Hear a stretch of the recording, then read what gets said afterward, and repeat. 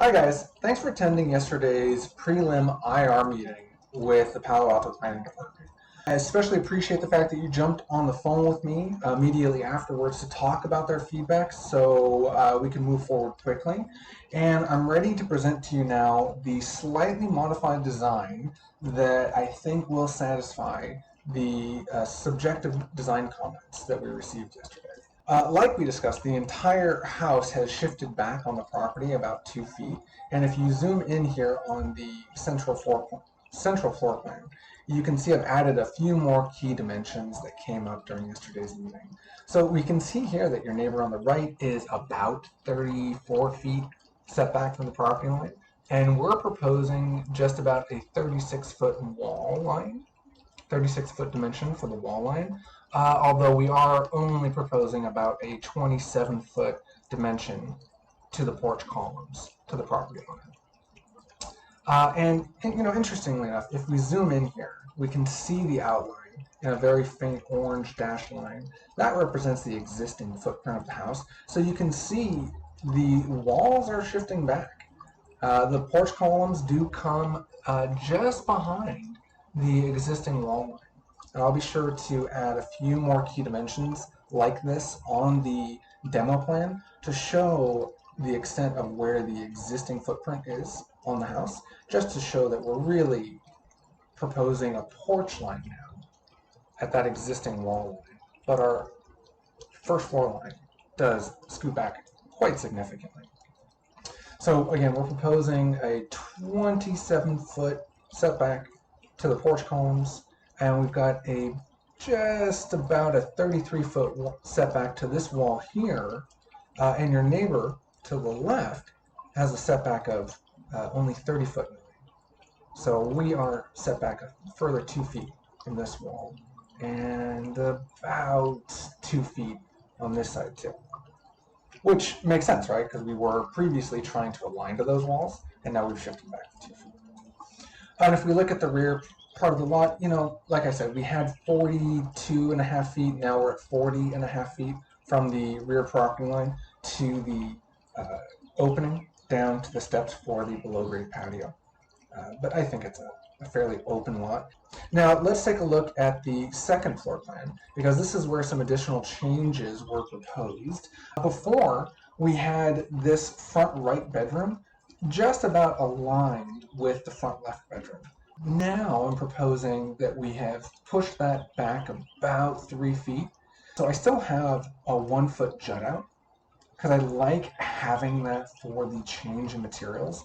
It is possible that we could scoot it back further, but I still really like maintaining that peaked roof here over a nice centered window that just carries all the way back through this second floor hallway space and leads the peak all the way to center over your door, which now is shown at 12 inches higher up. We've got these extra 2 steps to get the 12 inches up.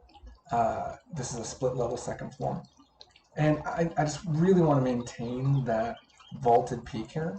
And so we'll keep the vaulted peak here with this material, and then we'll change the material here at this 1-foot bump out.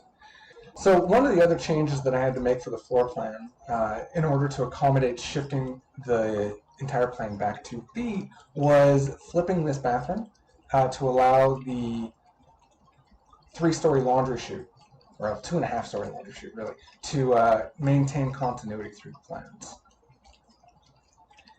And then, like you suggested, I did take away the pass-through cabinetry design that led into the walk-in closet, and now we just have right here in the entry vestibule access into the walk-in closet. So now the master suite is really, really clean. There's nothing on this wall, just a nice clean peak leading to those nice windows and the door out to the balcony. As you can see, the master suite does come a little bit further out than the balcony now, but I'm not growing the balcony out with it, because Palo Alto does have some desired limits that they want to see on these balconies. And again, I actually kind of like the opportunity to change materials at an outside corner. So now let's take a look at the model. And it would be my hope that you find this design to be nearly identical to the one that you had previously approved, with the exception of this front right corner, which is far more diminutive than before. So it has been both pushed back in plan and dropped in ceiling height. Instead of having a overly tall 10'9" ceiling height, now we're showing a more reasonable 9-foot ceiling height. We can talk about whether or not now at 9-foot plate height we want to incorporate a tray ceiling in the middle of this bedroom. Although for a secondary bedroom facing the front with these large windows, for the scale of the room, I wouldn't think that it's necessary, but perhaps we could do something to dress it up, with some decorative trim. But that's something that we could work on in future phases. But as we tour around here, it's hard to see through the foliage here, but there is a little bit of a break in the roof plane. Furthermore, by reducing the height, I felt it was no longer necessary to have the same number of windows I was showing before. So now we're just going with single windows, but they're a foot taller to show better proportions for this wall.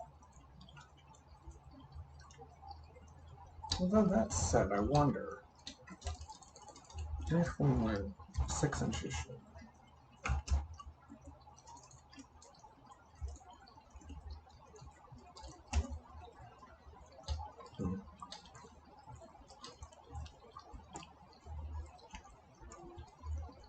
Maybe that's not the right way to go.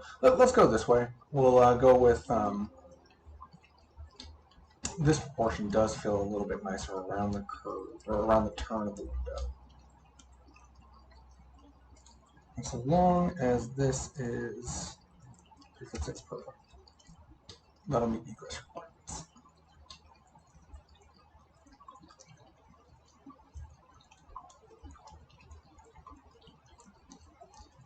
And of course, there's really not many other changes to talk about here because the rest of the house is identical other than having shifted back a further 2 feet. But I do want to show you, take this opportunity to show you the revised screen design. So as we discussed in the meeting, I didn't want it to feel like the wall just had a screen on top of it. So instead what we're doing is we're going with a solid wall here against the roof, but then we let this whole screen take on a more square proportion and come down almost adjacent to this roof line.